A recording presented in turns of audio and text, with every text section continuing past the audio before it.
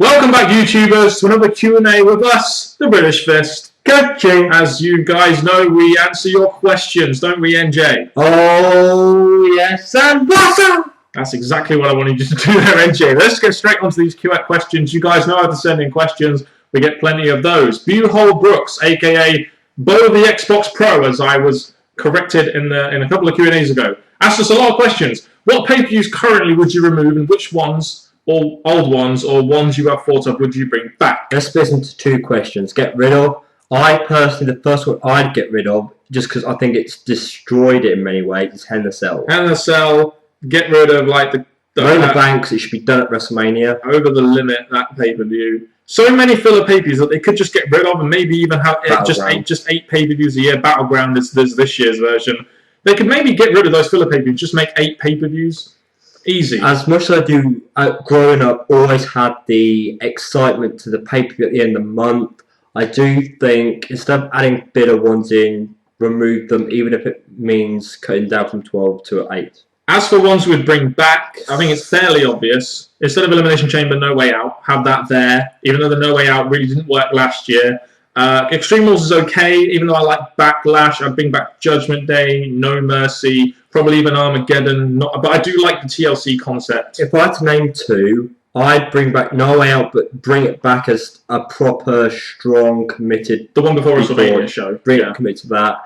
And another one, I'd say Judgment Day, because I think Backlash, it's been overwritten now, and we've got something that is just as good. And Extreme Rules is a good way of rounding off a load of WrestleMania feuds as well. Even though Backlash was as well, because that had the kind of, that kind of had the gimmick to it, kind of sort of. Would Orton's now heel character be better if he would start punting heads instead of seeming like Triple H's lapdog? Well, he hasn't really seemed like Triple H's lapdog all that much. Otherwise, Triple H would just gifted in the belt back. He kind of had to work and get that belt back, didn't he? Well, at first, yes, there was the whole lapdog gimmick going on until Triple H did not reward Orton the championship back, and then Orton seems to still be around Triple H, but not following him around.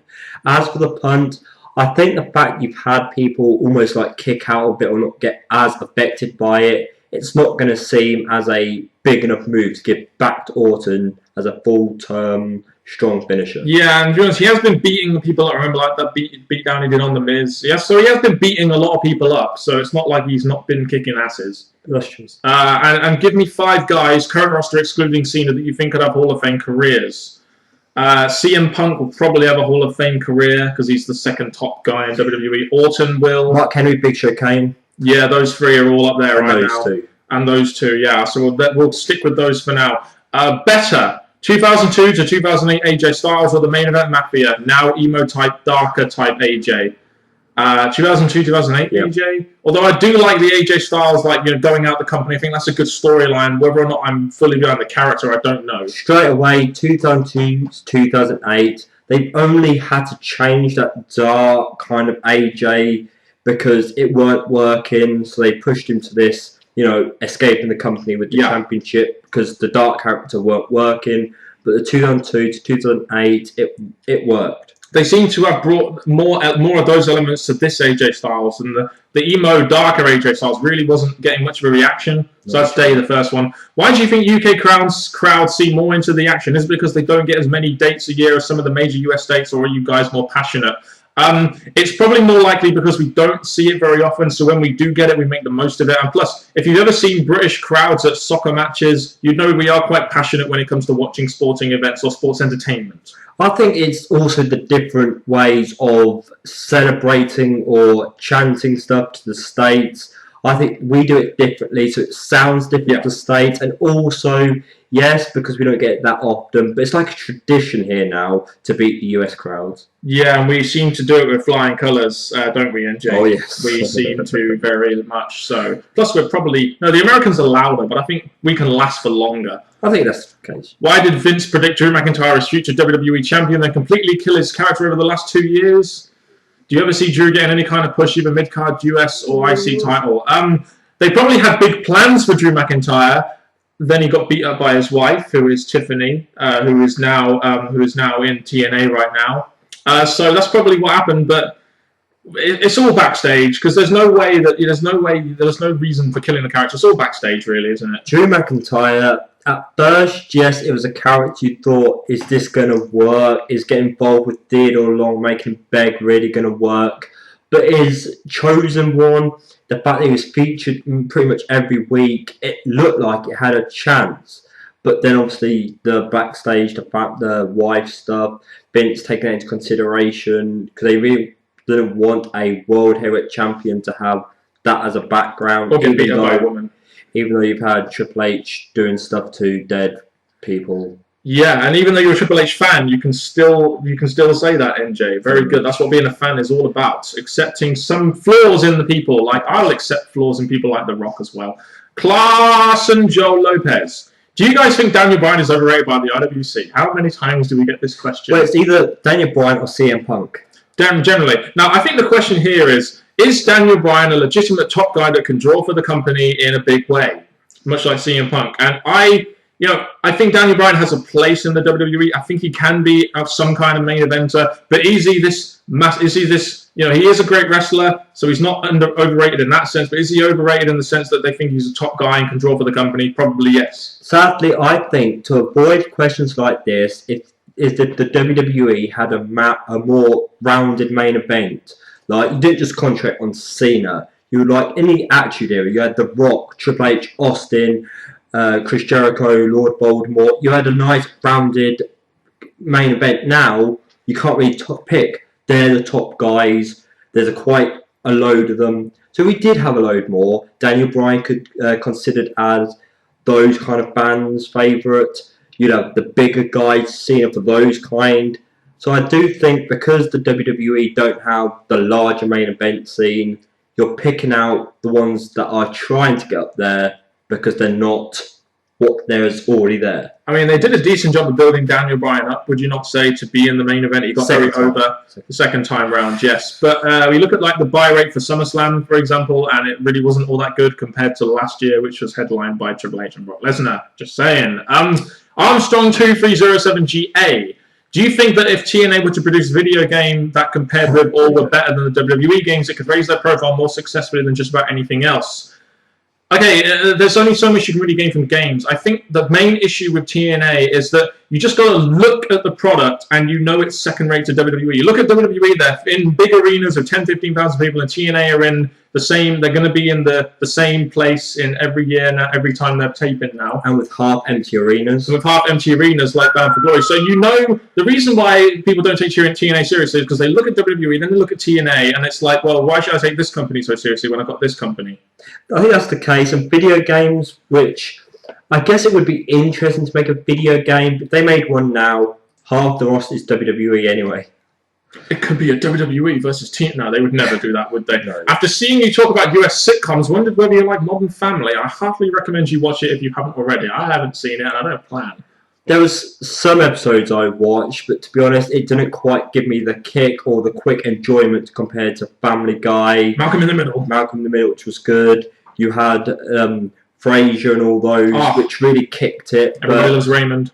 Modern Family didn't quite do it for me. Really wasn't the Modern Family we were expecting. The XX Dark Tyranitar XX. Do you think they'll bring in Paige to feud with AJ Lee? I'm not sure. I think Paige has only just turned 21, so she's only just able to be actually legally on the roster. She has a damn fine talent. She'll be brought up at some point, but will she be brought to necessarily feud with AJ? Maybe down the line, not in the near future, I don't think. Well, mate, if you're talking about AJ as the champion, she's had a collapse from this point where it's flooding around what's going to be her future and stuff as the champion. If it's later down the line, I don't see why not, because AJ is going to be in a different role. But as a champion, it's really hard to think who's going to be the person to feud and finish AJ's championship run. The Ilt Kid, I think that's how it's pronounced. What happened to the TNA TV Championship? Abyss ate it. I do think they're going to try and reel a bit back, because from this show, last week, you had Kaz and Daniels talking about it, so it may be brought back, but the minute, it's disappeared thanks to Abyss stealing it. And thanks to TNA's terrible booking of it. And they didn't, Kaz and Daniels, want it around their gorgeous waists. Wouldn't be bad TV champions, would they? Let's face it. Ashar Pond. Do you think Undertaker is going to be back for WrestleMania? And if so, who will he wrestle? There have been rumors that he may be facing Brock Lesnar. There have been rumors that he might be facing Ryback. I mean, there are so many rumors about Undertaker. Will he be back for WrestleMania? I think he will. Probably more likely face Brock Lesnar. To be honest, I look at The Undertaker and I think the way to finish his last WrestleMania has come and gone. I think they blew it the chance by giving it to CM Punk the following year. But as who will he face? We've been trying, everyone, not just us, been trying to work out the WrestleMania card. But at the minute, it still seems to be open. Brock Lesnar could destroy him. Ryback, he's dead pretty much. John Cena, I hope not. But it's one of those three. If I cut it down, I'm going to give it to, even if I don't really think it's the best match for Taker because of his health, Brock Lesnar. I'd like to see Taker Cena. That's one match I would like to see. Rockside EJV 420. Do you think there are too many undersized wrestlers in the business? This probably stems off the fact that Triple H was talking about not wanting to sign any more independent wrestling talents or small indie guys and wanting to make more bigger, larger-than-life guys. You know, I can see where they're coming from here. You know, eventually guys like Big Show, Kane, Mark Henry aren't going to be with the business in like the next 5 years, so we're going to have to bring in some new, bigger guys and larger-than-life personalities to replace people like that. And there are already a decent amount of, you know, smaller guys in WWE right now, especially in TNA, where it seems like only small guys ever get featured on that TV program, and not to mention ROH. So I think there are not necessarily too many undersized wrestlers in the business. I don't think there are enough big men in the business. Undersized, I think we've got some, but they're being failed to push to the main events. We're seeing the same thing. Because like, there's many wrestlers who, if their push weren't failed, they could be up there. So I think, yeah, it comes down to we needing bigger guys. Jack Green. Would you have preferred Cody Rhodes to get a push for the World Heavyweight Championship instead of the tag team titles? Then he could continue his feud with Money in the Bank winner Damian Sandow. I don't mind him winning the tag titles because I think him and Goldust are doing some good work together. So I think that maybe in about a year's time, if they build him up again like they did when he was an IC champion, maybe they could give him a bodyweight title run then, possibly. But for now, the tag team titles is a good way of keeping him on TV and a good way of keeping him relevant until the time they decide to push him, I think. I do think it's a shame that everyone was begging the WWE to push Cody Rhodes when he lost the IC championship because he feuded with the Big Show and went really well with that, only to then drop down to the tag. But I think when they started teasing a Cody Rhodes and Goldust feud, they just pretty much had to do it somehow, some way. And if they're using the tag team instead of the World Championship to do that, it's another steady build. Superfan931. Which tag team do you hate the most, 3MB or Bromans? I would say 3MB, but thankfully WWE did not make tag team champions unlike the other company. I still hate 3MB. I prefer Bromans over 3MB, if I'm honest. I'm going to say this. I hate bromans. It's stupid. Every week you predict their promo. Bro. Yeah, that's it. Bro. But as for 3MB, at least their music entertains me. At least them getting beaten each week makes me laugh. So I'm going to say bromans I hate more. I've always hated 3MB, and even if bromans are compared, at least bromans are kind of entertaining. I'll just say that, even though I hate Robbie E. Number 2, do you think the Punjabi prison match could have worked better if the match consisted of more than 2 people, maybe 6 guys or so? It was done for Great Khali, who is now a joke, so maybe. I mean, it wasn't really going to be an Elimination Chamber style match, and it was more about escaping it, so there's no point in really having it with 6 people. How many foreign wrestlers do you have in the WWE? Because when you think of Punjabi prison match, yes, it could have been used for any wrestler, but mainly probably multicultural wrestlers to be involved in it. And the fact that WWE haven't really branched out to bring too much in, I don't think it would have worked long term. What would be cool names for future pay-per-views that could be the general or theme match types for the pay-per-view? My example for a pay-per-view name would be Cruel Intentions. You decide the theme. Any kind of themes that you can think of that WWE... I think WWE have pretty much done everything. Unless they have like a tag team pay-per-view, or which was essentially Survivor Series back in the day. So is there any new themes we can really think of? They've done Money in the Bank now, Royal Rumble, King of the Ring. One thing I would be quite interested in seeing, which I'm going to steal from TNA, is a match that's full of stipulation matches or hardcore matches. Just matches where you expect action, so it's not just like 4 single matches, 1 special match. the pay-per-view, pretty much every match has a different stipulation. I'm not sure if I'm high on that, but I kind of see where you're coming from. Ambrose Feet 95. UFC/MMA is now more popular than wrestling.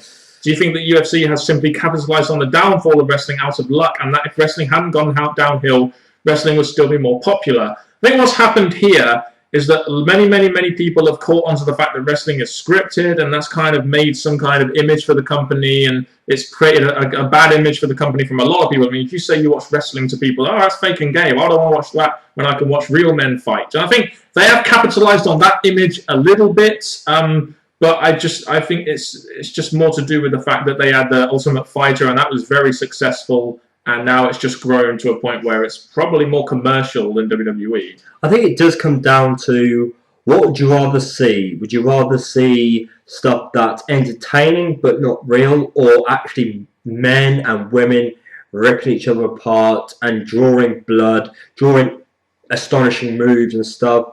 Great matches, great moments. It's hard to say, even though I've been a long-term wrestling fan. I mean, there are people that like both.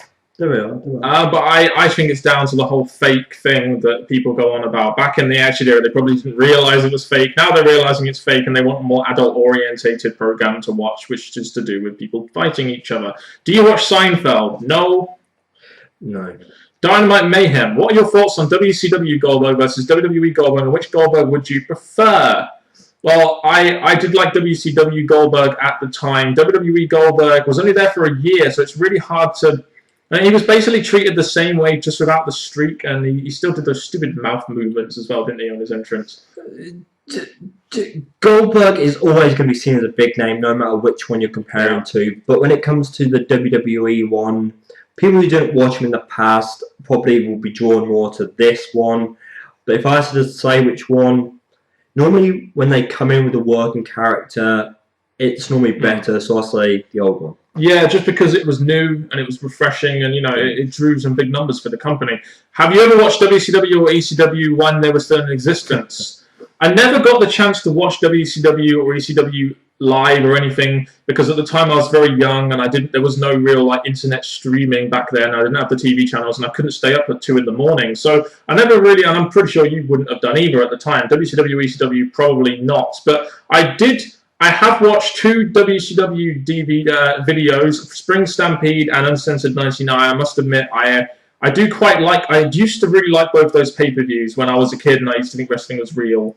WCW always interested me, apart from when, now and again, I think that put me off straight away when I saw it, was pow, bang, wallop. When I saw that on a pay-per-view, I think it was, I thought, oh dear. I don't know what that was, but I'm pretty sure that wasn't the case from maybe pre-2000. I don't know what that... I think that was a special show you were probably watching on Channel 5 or something, AJ. I don't know. If Bret Hart signed back with the WWE before his concussion, what matches would you like to see from him? If so, you could have had Kurt Angle face him. Bret Hart versus Vince. Bret Hart versus Vince. Yeah, that's a match we all wanted to see until WrestleMania 26. He could have done... Do you know what? He could have been probably... during the Attitude Era and after the Attitude Era, he could have been the kind of name WWE could have had to maybe put over guys like Kurt Angle and Triple H and people like that going forward from that point onwards. Well, let me give 2 matches in the more modern now. I'll say Daniel Bryan, because the whole submission aspect. Or number 2, I think when you look at it, I think for a special WrestleMania match, if the other person was in better shape, Bret Hart versus Mick Foley. Neil Phillip, this is the last question, by the way. Am I the only person that doesn't want to see another Orton versus Cena feud? They've had about 8,974 matches. I think it's more like 9,220. And none of them have been all that memorable. I'd rather they did Cena, Undertaker, and Orton versus Roman Reigns at Mania. I'd like to see Daniel Bryan versus Punk for the title. Another Orton and Cena match. I mean, they haven't had a match since 2009. I think that's a good idea, because the last match, the amount of things they threw in that match, the ref bumps, all the interferences. I think if they dare do that again, I think it's going to be a total destroy, masterpiece, ruined. But feuding again, the fact that both on the same show, the fact, yes, you turned one of them heel now, I'm not really sure how to feel about it. It will only happen if they unify the belts. And can you see WWE unifying the belts? I mean, I can see it happening. I can see the groundwork being laid. Why else would Cena be the World Heavyweight Champion? But another Cena-Orton feud, it would be embezzled in this whole Triple H trying to get control thing. So, no. But anyway, that's been another Q&A. We've answered a lot of questions. We'll be continuing to do the same on next week's Q&A, which will be Q&A 129. You can keep sending us in questions. There are all the stuff in the description box below. And we're getting closer and closer to 150. Oh. That's a big, great number. And we have to thank you guys, but we have to thank you more by sending more questions. So please do so. And from Mr. Parkin and me, NJ, take it easy. Thank you very much and goodbye.